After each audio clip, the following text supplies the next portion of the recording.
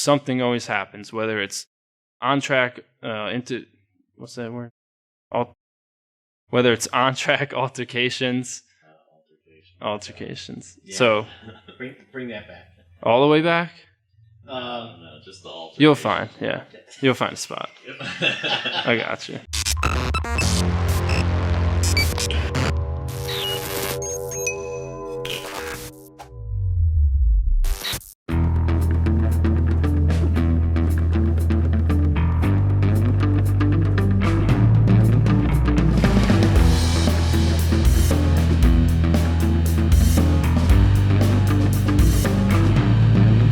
When we got cleaned out a couple weeks ago by the 78. Trouble as Rocco makes contact with Cipriano. My team car, Marcello Rufano, also got cleaned out in an incident with him.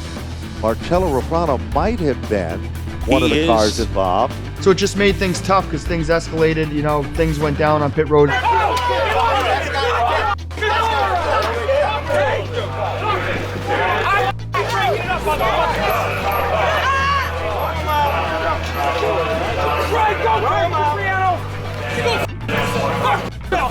Stafford cracks down pretty hard on scuffles on pit road, so the following week John wasn't allowed to go to the racetrack, and it was a real downfall because we really went out and murdered him that night. Here is Keith Rocco, about to go from rags to riches in the space of a week. He certainly is off turn number 4. Keith Rocco has done it again here at Stafford. This is awesome. After getting wrecked last week and putting a car back together and put a clip on it, really shows what we can do in the shop.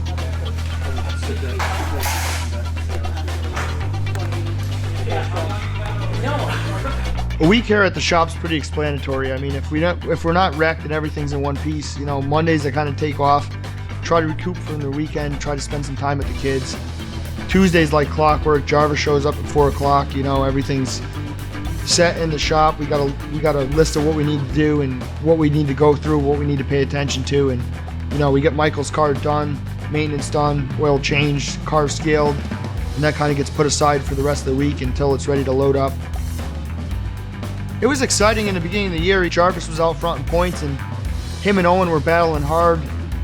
It was exciting for me to have one of my own personal cars that I own leading the points at Stafford.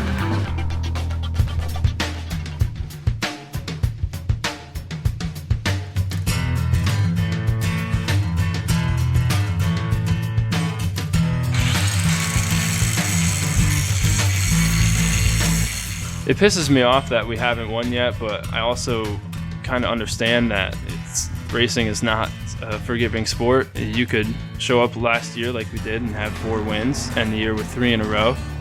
One of the best seasons of my life right now, especially to get 3 in a row here. And then just like that, next year we haven't won a race yet. I mean, I was looking at even Kevin Harvick last year at this time had 6 wins or something like that.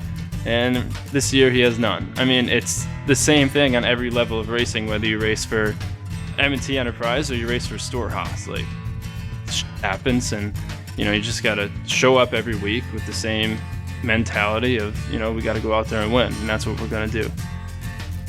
Stafford Speedway has this go-kart program that they run every Monday night, and that's where I started racing, and Ronnie. All through Wild Thing Karts on Monday nights, we'd always just hang out with each other. Obviously, when you become friends with someone back in go-karts when you're younger, it creates a friendship. We were usually racing against each other. He typically beat me since I was a little bit overweight in the go-karts. We've remained friends over the years and gone to on-track and done on-track for 8 hours and all that. And then we moved up together in the SK Modified division, and I'm sure we've had some battles throughout the years.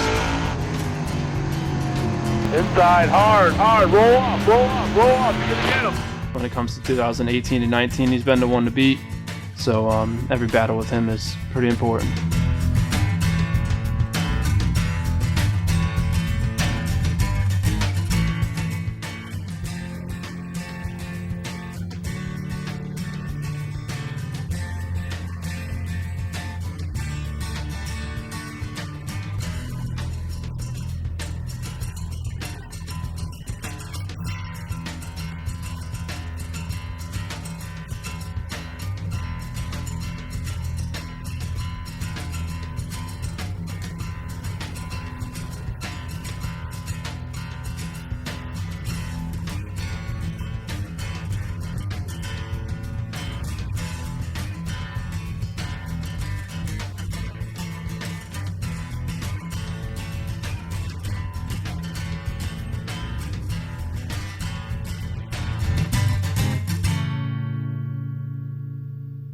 So when you look at the points at this point of the year, it's not so much the points, it's more where you're sitting.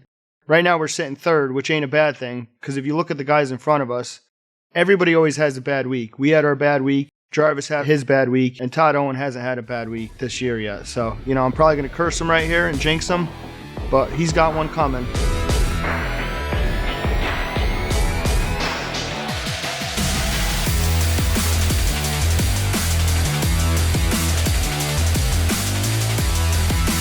Well, ladies and gentlemen, the fastest division of the night comes rumbling onto the racetrack.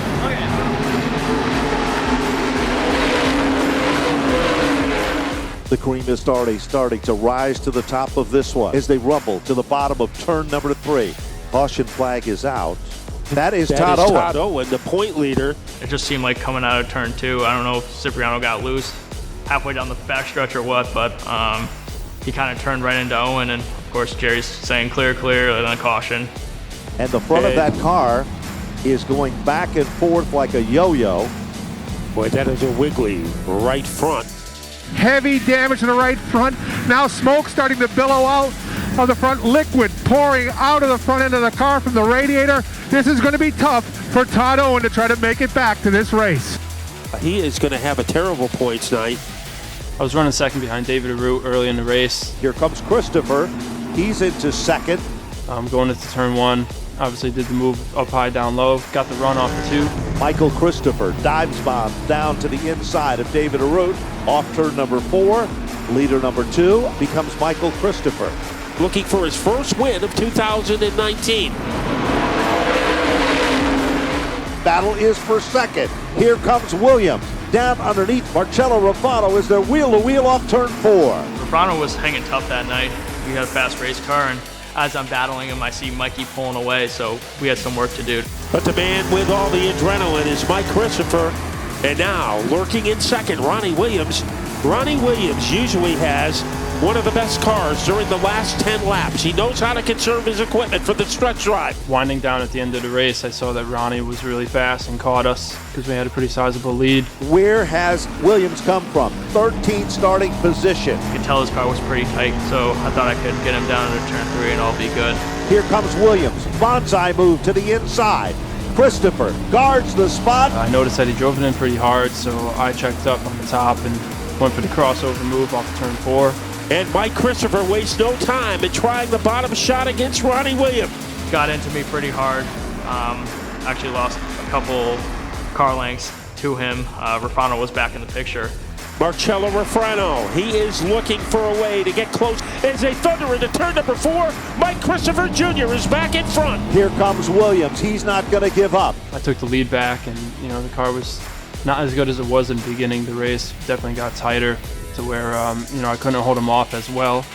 The question is, will Ronnie Williams have enough ammunition to make a move against Mike Christopher Jr. during the final 2 laps? Here is Christopher. He stampedes his way down the backstretch. Williams is poised. Williams ready to crank it up. Here he comes. Shut down by Mike Christopher as they enter turn 4. It's not over with yet, and the fans are loving it here at Stafford. Michael Christopher slipped before, but he's not about to slip again as they dive down into turn number 1. He got a really good run coming out of turn 2 on that last lap. A little better than I expected. I thought we were going to be all over him, but we were about half a car length back. Down into turn number 3. Drove it in pretty normal, maybe a little bit harder, but obviously left the apron open. I knew probably there was going to be some room open on the bottom. Here comes Williams, the power assist. The cars are sideways. We made a little contact. I honestly thought we were going around. I didn't think I was saving that car. 3 wide, they come back to the stripe by inches. It is Ronnie Williams to take down the win. And then we came across the line pretty much dead even. Just wish I had a little more motor to beat him. Ronnie Williams, 7 1/1000ths of a second. You were able to get the win. Take us through the last few laps. Yeah, it was crazy. Mikey had a good car, and you could see he was drifting up the track a little bit. I got by him. He kind of got into me in one pretty hard, so race how you be race on the last turn. Don't think it was anything dirty, just going for the win. And he had a great car. Now we're going to have a lot of battles over the years. We had a good race with Ronnie, and he just drove it in there and kind of moved me up. Well, he did move me up. I mean, that's just something I have to anticipate next time and plan for. It's just it's what it is. I mean, we're here or second. First time we've been on a podium in a long time, so can't be disappointed, but kind of gave that one up. It was kind of funny on the last lap that we're battling with each other, and with all the times that we've raced together, you think he'd learn that I would probably make a move like that to get the lead. Obviously, it was frustrating to lead most of the race and then come down and get beat like that, but at the end of the day, that's racing. It was a great win for us and a great points night, beating Mikey at the line and also Todd wrecking. You hate to see guys wreck, but it helped us out in the long run. Every now and then you get them nights where you were just a fox, and that was tonight.